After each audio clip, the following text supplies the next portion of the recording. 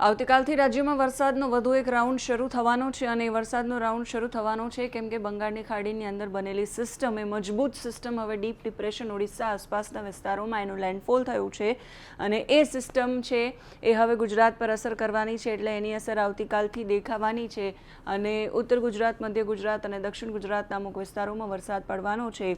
એ system ક્યાં છે, આગળ કઈ રીતે વધશે, જિલ્લાવાર માહિતી શું છે એના વિશે વાત કરીશું આ વિડીયોમાં। નમસ્કાર, વેધર એનાલિસિસ સાથે આપની સાથે હું છું સેજલ। સૌથી પહેલા વિંડીમાં જોઈ લઈએ કે હવામાન વિભાગ અને વિંડી શું દર્શાવી રહ્યું છે। વિંડીની સ્ક્રીન પરથી જોઈ લઈએ, તમે જોઈ રહ્યા છો આજે આખું ફરી રહ્યું છે એ સિસ્ટમ જે બંગાળની ખાડીની અંદર બની હતી એ મજબૂત ડીપ ડિપ્રેશન છે અને ડીપ ડિપ્રેશન છે એ ભુવનેશ્વર આસપાસના વિસ્તારોની અંદર એનું લેન્ડફોલ થયું છે અને ત્યાં અત્યારે પુષ્કળ વરસાદ છે એ વરસી રહ્યો છે। એ વિસ્તારોમાં વિશાખાપટ્ટનમ, ભુવનેશ્વર, ધનબાદ આસપાસનો જે વિસ્તાર છે ત્યાં આ જે સિસ્ટમનું લેન્ડફોલ થયું છે એ ધીમે ધીમે આગળ વધશે એટલે આ વિસ્તારોની અંદર વરસાદ આવશે અને ત્યાર પછી એ ગુજરાતમાં આવે એવી શક્યતાઓ અત્યારે વ્યક્ત કરવામાં આવી રહી છે। ગુજરાતમાં સ્થિતિ શું છે? ગુજરાતમાં વિંડી દેખાડી રહ્યું છે કે દક્ષિણ ગુજરાતના અમુક વિસ્તારો છે, ડાંગ આસપાસના વિસ્તારો, ત્યાં વરસાદ છે એ વરસી રહ્યો છે અત્યારે। આગળની પરિસ્થિતિ શું દર્શાવી રહ્યું છે વિંડી? આ સિસ્ટમ તમે જોઈ રહ્યા છો, ધીમે ધીમે સિસ્ટમ આગળ વધશે અને આવતીકાલથી અસર છે એ શરૂ થશે। અસર એટલા માટે શરૂ થશે કેમ કે અહીંયા મોન્સૂન ટ્રફ છે, અહીંયા ઓફશોર ટ્રફ્સ છે, અહીંયાથી જે પવનો જઈ રહ્યા છે એ પવનો આની સાથે ફરી રહ્યા છે અને નીચેથી પણ પવનો આવી રહ્યા છે એટલે આ મજબૂત સિસ્ટમ છે એ પુષ્કળ વરસાદ લઈને આગળ ધીમે ધીમે વધી રહી છે। ડીપ ડિપ્રેશન છે એ જેમ આગળ વધશે એટલે વેલમાર્ક લો પ્રેશરમાં પરિવર્તિત થશે અને પછી એ ગુજરાત તરફ આવશે એવી એક શક્યતા છે। ગુજરાત તરફ ન આવે અને આમ ઉપરથી જાય તો પણ એની અસર છે એ ગુજરાતમાં થવાની છે એટલે 30 તારીખથી લઈ અને 4 તારીખ સુધી એ વચ્ચેનો જે સમયગાળો છે એમાં પુષ્કળ વરસાદ એ સિસ્ટમ લઈને આવવાની છે। અત્યારે તમે જોઈ રહ્યા છો એ મજબૂત સિસ્ટમ ધીમે ધીમે એ આગળ વધી રહી છે અને જેમ એની અસર થઈ રહી છે બધા જ વિસ્તારોમાં એ વરસાદ લઈને આગળ વધી રહી છે। વિંડી એવું દેખાડી રહ્યું છે કે સિસ્ટમ ધીમે ધીમે ગુજરાત તરફ આગળ વધી રહી છે। આ 30 તારીખ અને ત્યાર પછી જેમ આગળ વધશે એટલે વિંડી પણ બતાવી રહ્યું છે કે સિસ્ટમ છે 31 તારીખ આસપાસ અહીંયા ગુજરાતમાં આવે અને એ અસર કરે દક્ષિણ ગુજરાત અને મધ્ય ગુજરાતના વિસ્તારોમાં। તમે જોઈ રહ્યા છો તે અતિશય વરસાદ છે 31 તારીખ આસપાસ વિંડી બતાવી રહ્યું છે। સુરત, નવસારી, તાપી આસપાસના વિસ્તારો, મહીસાગર, અરવલ્લી, છોટાઉદેપુર આસપાસના જે વિસ્તારો છે ત્યાં ઉત્તર ગુજરાતના વિસ્તારોમાં ભારે વરસાદ છે વિંડી દેખાડી રહ્યું છે 31 તારીખે એટલે પરમ દિવસે। એ સિવાય અમદાવાદ, ગાંધીનગર છે, ખેડા, આણંદ છે, એ બધા વિસ્તારોમાં પણ ભારે વરસાદની આગાહી વિંડી આમાં કરી રહ્યું છે। એ સિવાય આ તરફ સૌરાષ્ટ્રના અમુક વિસ્તારો છે ત્યાં પણ ભારે વરસાદની આગાહી, સુરેન્દ્રનગર છે, ભાવનગર છે, બોટાદ છે, એ વિસ્તારોમાં વધારે વરસાદ 31 તારીખ આસપાસ વિંડી દેખાડી રહ્યું છે। પછી ધીમે ધીમે સિસ્ટમ છે અમદાવાદ આસપાસ આવે 1 તારીખ આસપાસ અને ત્યાંથી પછી એ ધીમે ધીમે આગળ વધતી દેખાય છે એટલે એ કચ્છના જે વિસ્તારો છે, રાપર આસપાસના વિસ્તારો, ત્યાં ભારે વરસાદ દેખાડી રહી છે અને પછી ધીમેથી આમ ઉપર નીકળી જાય એ પ્રકારની શક્યતા છે એ વિંડી વ્યક્ત કરી રહ્યું છે।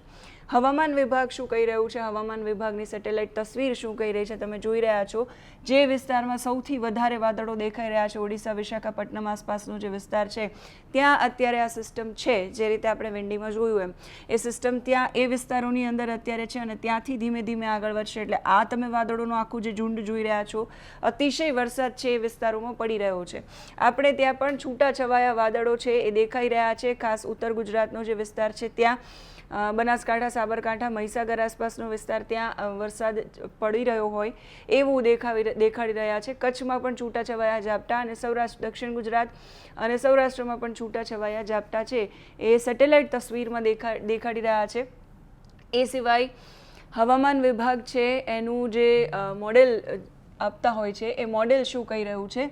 આ 29 તારીખ આજનું અને આજની આ પરિસ્થિતિ છે। સિસ્ટમ જુઓ તમે, આટલો મોટો એ સિસ્ટમનો વ્યાપ છે, આટલો મોટો વ્યાપ છે એટલે આ જેટલા વિસ્તારોને કવર થશે એ વિસ્તારોમાં પણ વરસાદ એ સિસ્ટમ છે લઈને આવી રહી છે। 29 તારીખની આ તસવીર છે, આ 29 તારીખનું મોડેલ છે। એ સિવાય 30 તારીખનું આ મોડેલ અને જે સિસ્ટમનો વ્યાપ છે એ ધીમે ધીમે વધતો જઈ રહ્યો છે। દક્ષિણ ગુજરાતમાં ધીમે ધીમે વરસાદ, જે ભેજવાળા પવનો આમ જઈ રહ્યા છે એ દક્ષિણ ગુજરાતમાં વરસાદ સતત છૂટાછવાયા ઝાપટા છે એ લઈને આવશે અને પછી ધીમે ધીમે 31 તારીખથી વરસાદનું જોર છે એ વધશે, સિસ્ટમ ધીમે ધીમે આગળ આવશે એટલે આ જે ભાગ છે ત્યાં પણ વરસાદ પડશે એ પ્રકારનું હવામાન વિભાગનું મોડેલ પણ કહી રહ્યું છે. મધ્ય ભારતની અંદર આ સિસ્ટમ પહોંચી છે 1લી તારીખ આસપાસ, 2જી તારીખ આસપાસ એ પહોંચે વધારે આગળ અને પછી ધીમે ધીમે દક્ષિણ ગુજરાત રિજિયનવાળો જે આખો પટ્ટો છે ઉત્તર મધ્ય અને દક્ષિણ ગુજરાત એ વિસ્તારોમાં એ સૌથી વધારે વરસાદ લઈને આવે એ પ્રકારની આગાહી છે.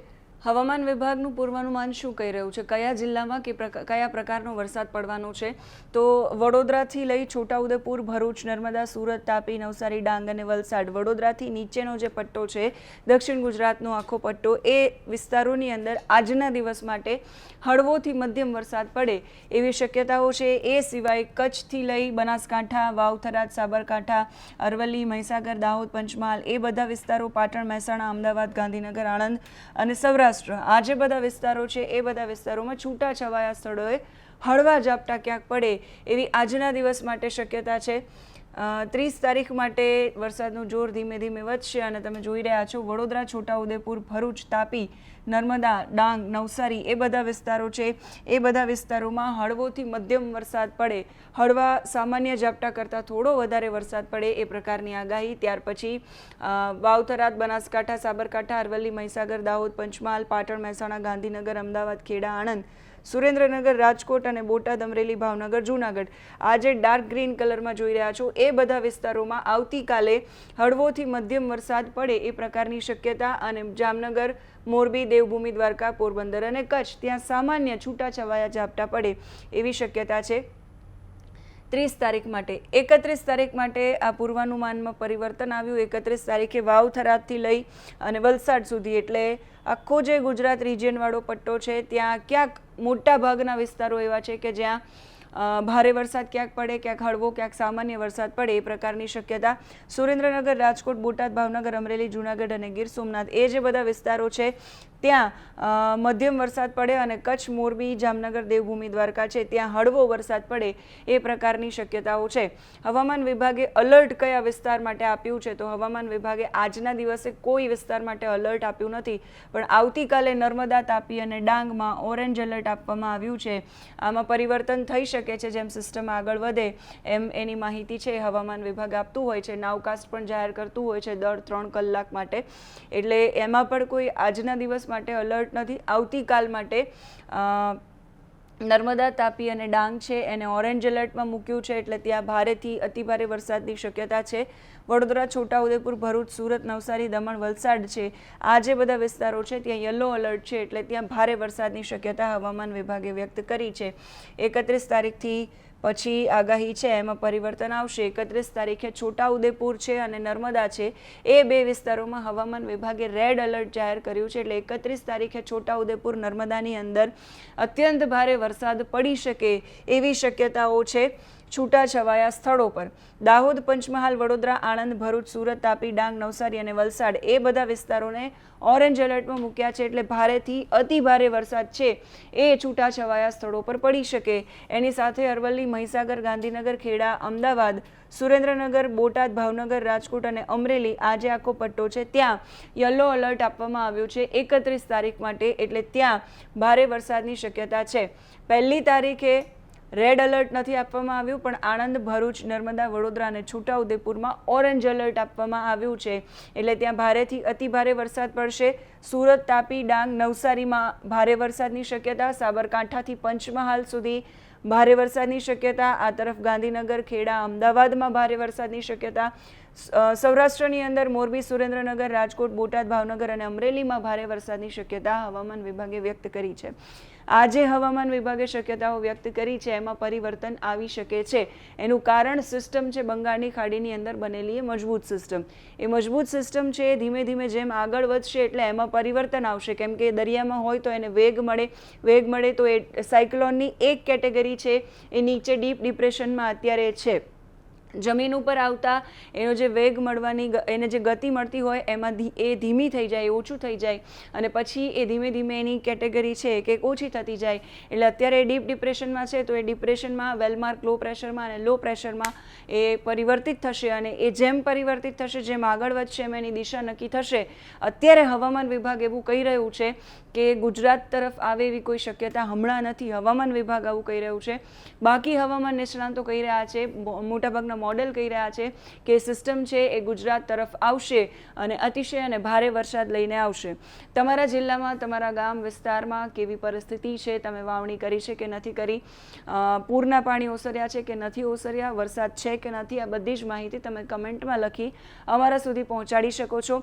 હવામાનને લગતી તમામ અપડેટ્સ અમે તમારા સુધી પહોંચાડતા રહીશું. અત્યારે આ વિડીયોમાં બસ આટલું જ. નમસ્કાર.